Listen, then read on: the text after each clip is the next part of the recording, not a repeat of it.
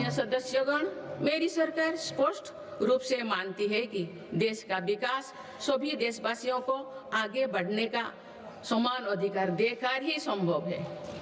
इसलिए आज देश वुमेन लेड डेवलपमेंट के मंत्र के साथ आगे बढ़ रहा है। मेरी सरकार ने महिलाओं के लिए समर्पित विशेष योजनाएं बनाए हैं और साथ ही अन्य योजनाओं के केंद्र में भी महिलाओं को रखा है। प्रधानमंत्री आवास योजना से लेकर जल जीवन मिशन तक हर योजना में महिला लाभार्थियों को बड़ी वरीयता मिली है। देश के विकास में महिलाओं की भागीदारी बढ़ाने के लिए मेरी सरकार ने 10 करोड़ महिलाओं को स्वयं सहायता समूहों से जोड़ा है। आज देश में लखपति दीदियों की संख्या 2 करोड़ से ज्यादा हो चुका है। बीते एक वर्ष में ही 60 लाख से ज्यादा महिलाएं लखपति दीदी बनी हैं। मेरी सरकार कुल 3 करोड़ महिलाओं को लखपति दीदी बनाने के लक्ष्यों को जल्द प्राप्त करने वाले हैं। माननीय सदस्यगण, नमो ड्रोन दीदी योजना भी देश के सुदूर अंचलों तक महिला सशक्तिकरण का एक पर्याय बनकर उभरी है।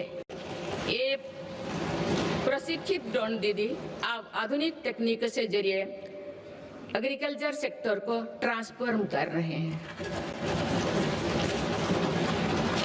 मेरी सरकार महिलाओं की आर्थिक उन्नति के साथ साथ अनेक पोषण, स्वास्थ्य और शिक्षा जैसे सभी विषयों पर ध्यान दे रही है।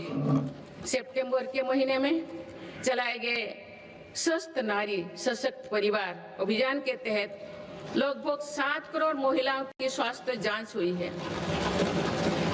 इस अभियान ने महिलाओं को त्वरित इलाज शुरू करने में मदद की है।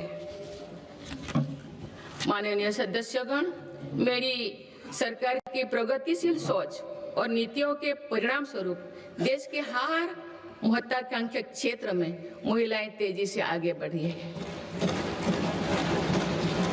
इसी दिशा में कुछ ही महीने पहले देश ने एक और बड़ा माइलस्टोन हासिल किया है।